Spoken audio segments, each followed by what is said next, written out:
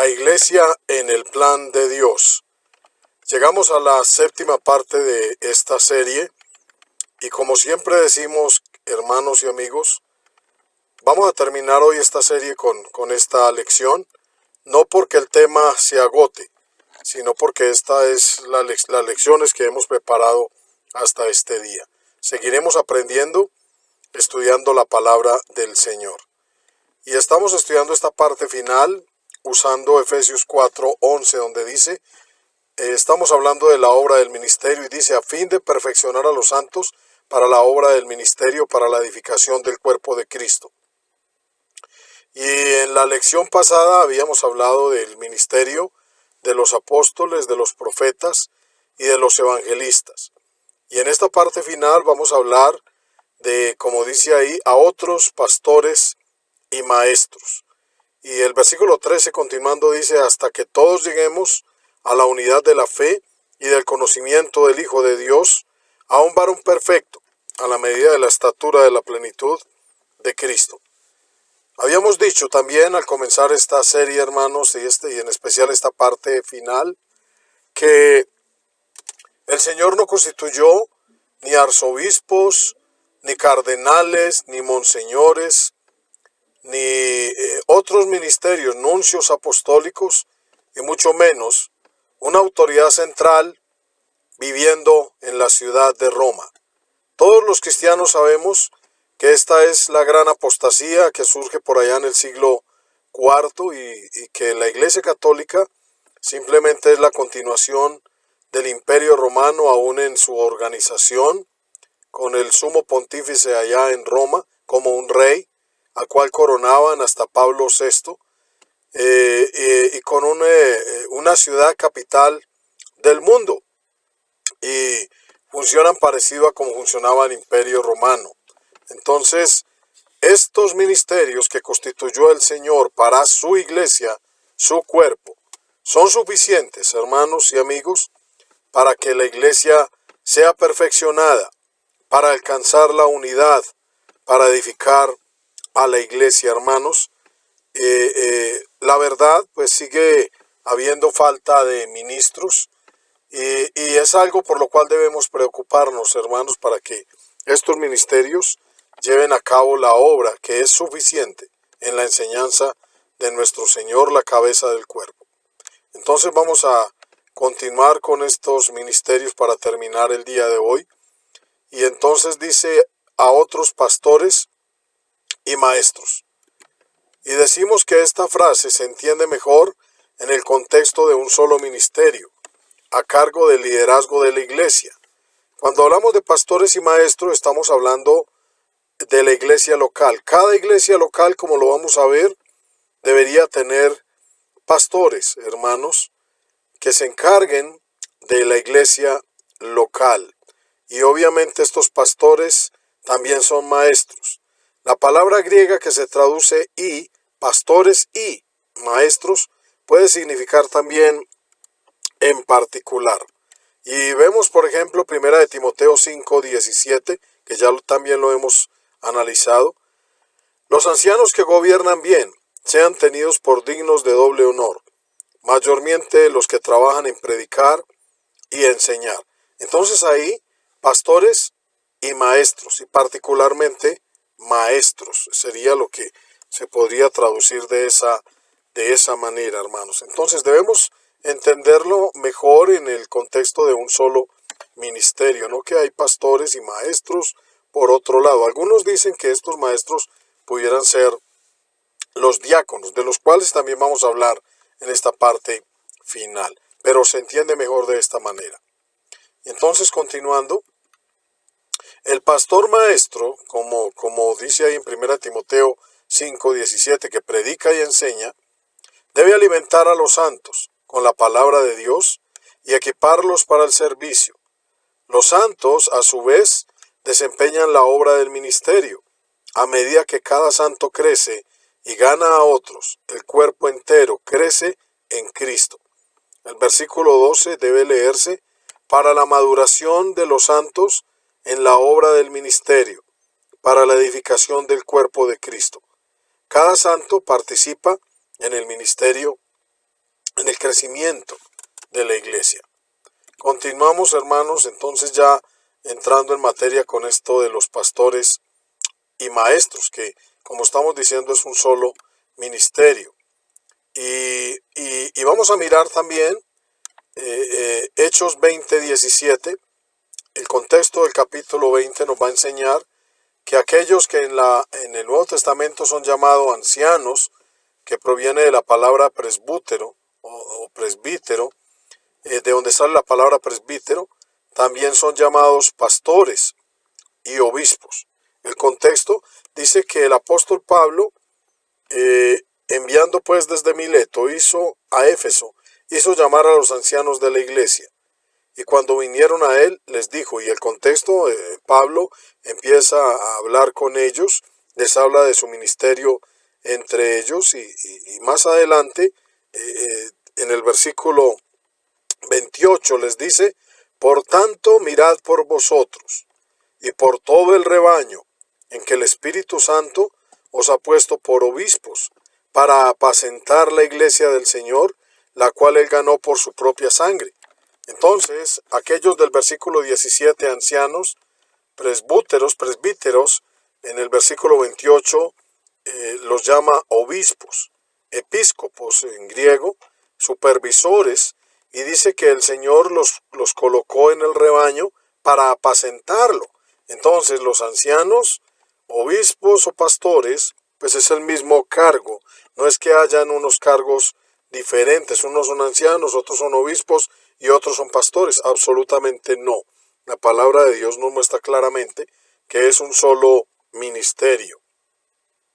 También decimos, hermanos, hablando de los requisitos que el mismo apóstol en la primera a Timoteo capítulo 3, versículo 1 en adelante, le da también a Tito en el capítulo 1, versículo 5 en adelante. Vamos a leer aquí, primera de Timoteo 3:1, dice, palabra fiel, si alguno anhela obispado, buena obra desea, pero es necesario que el obispo sea irreprensible, marido de una sola mujer, sobrio, prudente, decoroso, hospedador, apto para enseñar, no dado al vino, no pendenciero, no codicioso de ganancias deshonestas, sino amable, apacible, no avaro, que gobierne bien su casa, que tenga a sus hijos en sujeción con toda honestidad, pues el que no sabe gobernar su propia casa, ¿cómo cuidará de la iglesia de Dios? No un neófito, no sea que envaneciéndose caiga en la condenación del diablo. También es necesario que tenga buen testimonio de los de afuera, para que no caiga en descrédito y en lazo del diablo. Entonces, estos requisitos, hermanos, nos dice que es necesario que el obispo, pastor o anciano de la congregación sea marido de una sola mujer. Más abajo dice el versículo 4, que gobierne bien su casa, que tenga a sus hijos en sujeción con toda honestidad, pues el que no sabe gobernar su propia casa, versículo 5, ¿cómo cuidará de la iglesia de Dios? Entonces es necesario, dice en el versículo 2, de que sea casado, que tenga hijos creyentes y que gobierne bien su casa.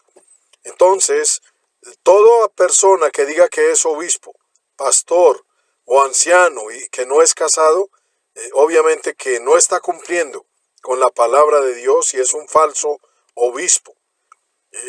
Y es un problema muy grave el que ha sucedido en la cristiandad con el celibato que se origina en el concilio de Elvira.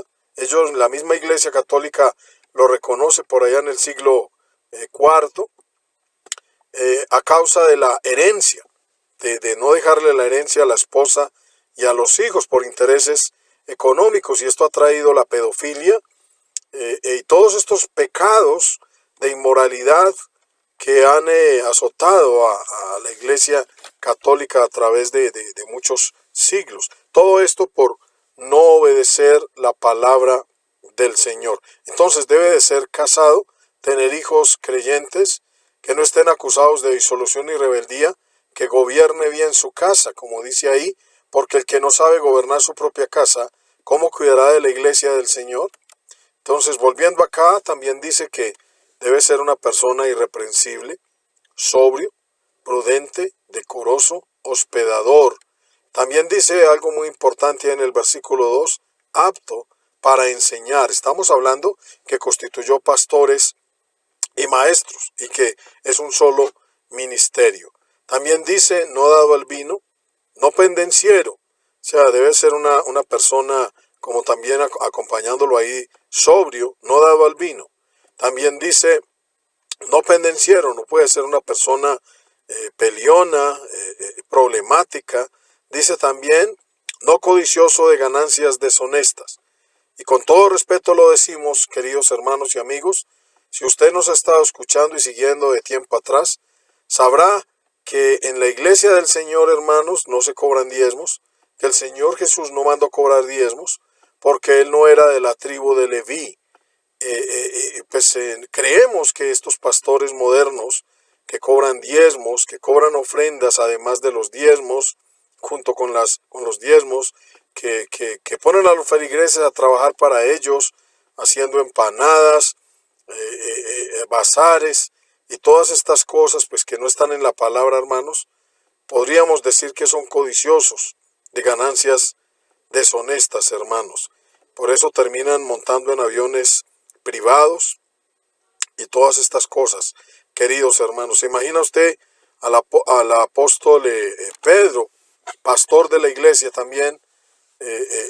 A duras penas andaría a caballo, en camello, a pie, tenía chanclas gastadas, unas arrastraderas gastadas seguramente, pero hoy en día pues este mundo está lleno de pastores codiciosos de ganancias deshonestas. Queridos amigos y hermanos, abramos bien los ojos, despertemos. Estamos enseñando estas cosas porque simplemente pasamos de largo por ahí y no le ponemos cuidado a la palabra del Señor y no queremos cumplir la doctrina, queridos hermanos. Dice también, debe ser una persona amable, apacible, no avaro. Ya habíamos visto el versículo 4 y el 5. Dice el versículo 6, no un neófito, no sea que envaneciendo se caiga en la condenación del diablo. Las sectas, los grupos religiosos hablan de pastor de jóvenes. Hombre, eso no existe en la palabra del Señor. Un muchacho un poquito más mayorcito que todos y que es el pastor de los jóvenes, eso no existe. No existen sino este tipo de pastores en la iglesia. Por eso dicen no puede ser un neófito, una persona nueva. Por eso se habla de que es un anciano. Por eso se habla de que es una persona casada con un hogar excelente. No estamos hablando de un neófito, sino de una persona con una trayectoria de vida. Versículo 7. También es necesario que tenga buen testimonio de los de afuera, para que no caiga en descrédito y en lazo del diablo. El testimonio, hermano, nosotros somos luz y sal de la tierra. Lamentablemente la iglesia del Señor y la iglesia verdadera pierde mucho cuando nuestro testimonio no es el mejor, hermanos. En Tito 1:9, también complementando esta información, porque decíamos del 5 al 9, se mencionan los mismos requisitos, pero el versículo 9 se le escribe a Tito y se le dice de esta manera, retenedor de la palabra fiel, tal como ha sido enseñada. El obispo, el pastor, el anciano debe cumplir este requisito, cosa que no lo cumplen siendo solteros, sino siendo casados, cobrando diezmos, codiciosos de ganancias deshonestas. No son retenedores de la palabra fiel tal como ha sido enseñada. Me causa tristeza hablar con personas a veces que les hemos predicado y dicen, por ejemplo, no, yo le llevo los diezmos allá a él. No, es que no están entendiendo. Es que si no puede cobrar diezmos, no hay por qué llevárselos. Amigos, despertemos, estudiemos la palabra de Dios, estamos dispuestos a visitarles, a enviarles material, a ayudarles a salir del error. Dice, para que también pueda exhortar con sana enseñanza y convencer a los que contradicen. Estos requisitos no se escribieron, dice palabra fiel. Si alguno en el obispado es necesario, esto es necesario, es la palabra fiel del Señor que se debe cumplir, queridos hermanos y amigos. Continuando, decíamos que También esto es supremamente importante. Creemos que, según la palabra, que no puede haber un solo pastor en una congregación. Eso lleva a que los feligreses endiosen a estas personas, a que se enseñoreen realmente sobre la grey, y por eso en la sabiduría de la palabra de Dios dice en Hechos, capítulo 14, 23, el ministerio del apóstol Pablo, y constituyeron ancianos en cada iglesia. En cada iglesia deben de haber una pluralidad de pastores, ancianos u obispos. Y habiendo orado con ayunos, los encomendaron al Señor, en quien habían creído. También se le escribió a Tito, capítulo 1, versículo 5, por esta causa te dejé en Creta, para que corrigieses lo deficiente, y establecieses ancianos en cada ciudad, así como yo te mandé. Entonces debe haber una pluralidad de ancianos en cada congregación, para que no haya señorío sobre la grey, como también lo vamos a leer de boca del apóstol Pedro en este versículo. El apóstol Pedro mismo, siendo un pastor, dice, versículo 1, ruego a los ancianos que están entre vosotros, yo ancianos también con ellos, y testigo de los padecimientos de Cristo, que soy también participante de la gloria que será revelada. Apacentad la grey de Dios que está entre vosotros. Entonces, decíamos que deben de haber pastores, ancianos, obispos en cada congregación. La grey de Dios que está entre vosotros. También se está enseñando que no un pastor de una congregación no puede ser pastor en dos congregaciones. Las cosas han cambiado a través de los siglos, y por eso la doctrina se ha torcido y los hombres se sujetan a otros hombres. No hay un obispo principal, un arzobispo que dirija una diócesis. Eso es un cambios que se metieron posteriormente a la iglesia primitiva. Versículo 2, continuamos. Cuidando de ella, no por fuerza, sino voluntariamente, no por ganancia deshonesta, sino con ánimo pronto, no como teniendo señorío sobre los que están a vuestro cuidado, sino siendo ejemplos de la grey. Y cuando aparezca el príncipe de los pastores, vosotros recibiréis la corona incorruptible de gloria. El Señor es el verdadero príncipe de los pastores, el arzobispo, el obispo principal, por decirlo de alguna manera, el único principal, hermanos, en la congregación, la cabeza de la iglesia, el príncipe de los pastores, nuestro Señor Jesucristo, queridos hermanos y amigos. Continuamos diciendo en Hebreos capítulo 13, versículo 7, el escritor de la carta exhorta a estos hermanos y les dice, acordaos de vuestros pastores, que os hablaron la palabra de Dios. Considerad cuál haya sido el resultado de su conducta e imitad su fe. Es un ministerio muy importante donde debemos de dar ejemplo, hermanos, mucho ejemplo a nuestros hermanos. Versículo 17 dice, obedeced a vuestros pastores y sujetaos a ellos, porque ellos velan por vuestras almas, como quienes han de dar cuenta, para que lo hagan con alegría y no quejándose, porque esto no es provechoso. Nosotros que lo vivimos, queridos hermanos, es algo emocionante, es algo maravilloso poder servir al Señor y a la congregación, a la iglesia, pero es bien complicado, y la palabra de Dios demanda que nuestros hermanos se sujeten, que nos sujetemos a ellos, porque ellos velan por nuestras almas. A veces tenemos desvelos, muchas luchas, lágrimas, nos gastamos, como decía el apóstol, y en estos ministerios para servir a los hermanos. Aparte de que, como dice ahí, tenemos que dar cuenta al Señor, hermanos, porque estamos supervisando su grey, su cuerpo, que es la iglesia, para que lo hagamos con alegría, no quejándonos, porque esto no es provechoso, hermanos. Continuando, queridos hermanos, vamos a hablar de los diáconos. Decíamos que ahí en 1 Timoteo 3, 8 en adelante se habla de este ministerio. Por eso algunos también, cuando dice pastores y diáconos, lo interpretan como que estos pastores y maestros, que estos maestros serían más bien los diáconos. Entonces vamos a hablar de la importancia de este ministerio. Y la primera vez que se menciona en el Nuevo Testamento es ahí en Hechos capítulo 6, versículo 1. En aquellos días, como creciera el número de los discípulos, hubo murmuración de los griegos contra los hebreos, de que las viudas de aquellos eran desatendidas en la distribución diaria. Entonces los 12 convocaron a la multitud de los discípulos y dijeron: ¿no es justo que nosotros dejemos la palabra de Dios para servir a las mesas? Y la traducción de esta palabra diáconos es servir a las mesas. Buscad pues, hermanos, de entre vosotros a 7 varones de buen testimonio, llenos del Espíritu Santo y de sabiduría, a quienes encarguemos de este trabajo. Y nosotros persistiremos en la oración y en el ministerio de la palabra.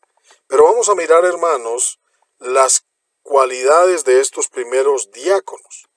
Y me devuelvo un momentico porque dice: varones de buen testimonio, llenos del Espíritu Santo y de sabiduría, a quienes encarguemos de este trabajo.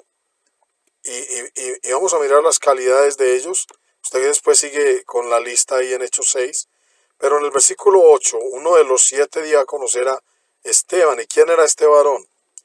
Esteban, lleno de gracia y de poder, hacía grandes prodigios y señales entre el pueblo. Entonces se levantaron unos de la sinagoga llamada de los libertos y de los de Cirene, de Alejandría, de Cilicia y de Asia, disputando con Esteban, pero no podían resistir a la sabiduría y al espíritu con que hablaba. Entonces este diácono, el ministerio del diácono no es cualquier cosa tampoco, queridos hermanos. De hecho eran evangelistas, eran predicadores, también como podemos ver estos ministerios, pues algunos ejercían varios ministerios. El apóstol Pablo mismo también era pastor de la iglesia, nombrado por el mismo Señor Jesús allá en Juan, capítulo 21, y como leíamos en primera de Pedro 5, 1 en adelante, él sabía que también, aparte de ser apóstol de nuestro Señor, era pastor de la iglesia, anciano, junto con otros. En este caso, este varón era un evangelista, un maestro lleno de poder, de gracia, lleno del Espíritu Santo por la imposición de las manos de los apóstoles, pero a la vez era un diácono. Entonces no significa que porque sirvamos a las mesas, hermanos, somos menos, absolutamente, hermanos. Todos estos ministerios son de servicio, hermanos. Y entre nosotros no será así, dijo Jesús, nuestro Maestro, sino que el que quiera hacerse grande entre nosotros será como el que sirve, como el más joven, hermanos, como el último, hermanos, dice la palabra del Señor. Otro de los 7 diáconos era Felipe, y en el capítulo 8, versículo 5 dice: entonces Felipe, descendiendo a la ciudad de Samaria, les predicaba a Cristo. Era un predicador, este diácono, este que servía a las mesas en la distribución diaria, que participaba en la organización de este ministerio de servir a las mesas, hermanos. Era un predicador, era un evangelista. Así se conoce en el Nuevo Testamento, en el libro de los Hechos, capítulo 21, Felipe el evangelista es llamado. Tenía 4 hijas profetisas. Versículo 6. Y la gente unánime escuchaba atentamente las cosas que decía Felipe, oyendo y viendo las señales que hacía. Porque de muchos que tenían espíritus inmundos salían estos dando grandes voces, y muchos paralíticos y cojos eran sanados. Es triste hoy en día, estos televangelistas empiezan siendo unos predicadores, después ellos mismos se autonombran profetas, después se autonombran apóstoles, y viven de títulos. De esta manera es que ellos se alimentan su ego, su fama, y entre nosotros es posible que puede llegar a suceder lo mismo, hermanos. Siempre seremos siervos, y donde el Señor nos quiera usar, allá estaremos, y no debemos buscar glorias. En este caso, este varón era un hombre lleno de poder, un gran evangelista, predicador, que también se llegó a establecer en una ciudad, en una congregación, dice la palabra del Señor. Y dice: pero cuando creyeron a Felipe que anunciaba el Evangelio del reino de Dios, y el nombre de Jesucristo se bautizaban hombres y mujeres. Y es importante, ahora que estamos hablando de este Felipe como diácono, Simón el mago, que estaba escuchando la predicación y asombrado de las cosas que decía y hacía Felipe, le ofreció dinero para recibir el poder. Él lo rehusó. Escuchábamos alguna vez a Cas Luna decir que el que estaba equivocado era Felipe, porque no le recibió dinero para que a Pedro, al apóstol Pedro, le ofreció, para que le diera el poder, porque Pedro descendió con Juan allá a Samaria para imponer las manos y dar el Espíritu Santo. Y este hombre, este falso maestro, decía que el que estaba equivocado era Pedro y no Felipe, que Felipe estaba dispuesto a pagar, a dar una ofrenda, dice él, para recibir el poder. Es increíble que haya personas que le puedan creer a estos falsos maestros que tuercen la palabra del Señor. Entonces este hombre no solo era un diácono, era un evangelista, era un hombre que anunciaba el evangelio del reino de Dios, y el nombre de Jesucristo era un hombre que bautizaba también en el nombre del Señor Jesús a hombres y mujeres, hermanos. Continuando, hermanos, con los requisitos que se mencionan ahí en 1 Timoteo 3, 8 en adelante, hermanos, dice: los diáconos asimismo deben de ser honestos, sin doblez, no dados a mucho vino, no codicioso de ganancias deshonestas, que guarden el misterio de la fe con limpia conciencia, y estos también sean sometidos a prueba primero, y entonces ejerzan el diaconado si son irreprensibles. Deben de ser casados. Las mujeres asimismo sean honestas, no calumniadoras, sino sobrias, fieles en todo. Los diáconos sean maridos de una sola mujer y que gobiernen bien sus hijos y sus casas. Porque los que ejerzan bien el diaconado ganan para sí un grado honroso y mucha confianza en la fe que es en Cristo Jesús. Como decimos, queridos hermanos y amigos, el tema no se agota. Están muy claros los requisitos, las funciones, las instrucciones, las enseñanzas de la palabra acerca de estos ministerios. Y está muy claro, hermanos, que estos fueron los ministerios que constituyó nuestro Señor Jesús, que con la ayuda del Espíritu Santo son establecidos en la iglesia, y en particular hoy estamos viendo los ministerios para la iglesia local, hermanos. Por ejemplo, Filipenses 1:1, Pablo les escribe y los saluda diciendo a la iglesia que está en Filipos, con los obispos y diáconos, a todos los santos en Filipos. Entonces, estos son los ministerios de la iglesia local, hermanos. La iglesia de Cristo sigue teniendo apóstoles, profetas, hermanos, en la palabra que estamos aprendiendo del apóstol Pablo. Sigue teniendo evangelistas. Es necesario que ojalá hayan más obreros y más evangelistas, que podamos viajar y recorrer territorios para abrir nuevas congregaciones, llevar la palabra de Dios hasta lo último de la tierra, la verdadera palabra del Señor, porque el evangelio ha sido corrompido.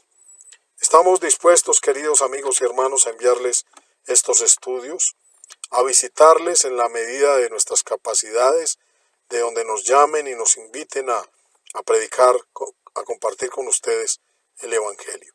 Esperamos que esta serie y todos los estudios que están en nuestro canal, el Evangelio Olvidado, suscríbase a nuestro canal, les sean útiles. Y si nos piden los estudios, se los enviamos también. También, hermanos, síganos en Facebook, el Evangelio Olvidado, y visiten nuestra página web del Evangelio Olvidado,